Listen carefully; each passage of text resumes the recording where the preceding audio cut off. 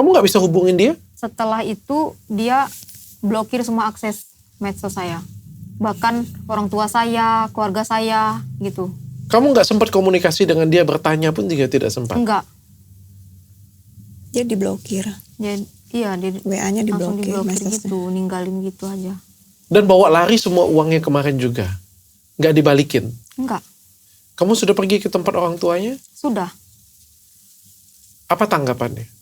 Orang tuanya cuma bisa nangis. Nggak nyangka juga. Iya, kayak orang gitu. tuanya juga nggak nyangka dong kalau dia tuh berubah sedrastis itu. Orang tuanya juga heran.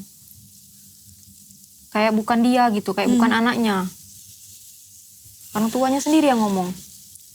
Orang tuanya tuh sujud di kaki anaknya.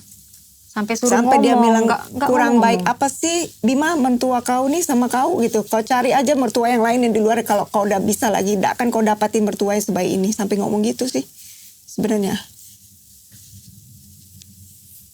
Kalau kita sih, kalau saya orang tua dok, bukannya masalah uang sih. Lebih ke anak saya disakiti dengan uang saya nggak terima.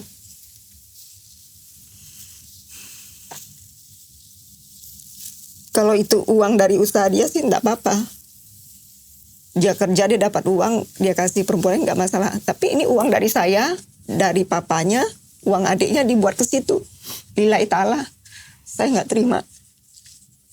Sakit, dia nafkahin orang lain, dia kasih kos-kosan mewah, sementara anak saya sendiri, dia nggak nafkahin, saya nggak terima. Demi Allah, nggak terima.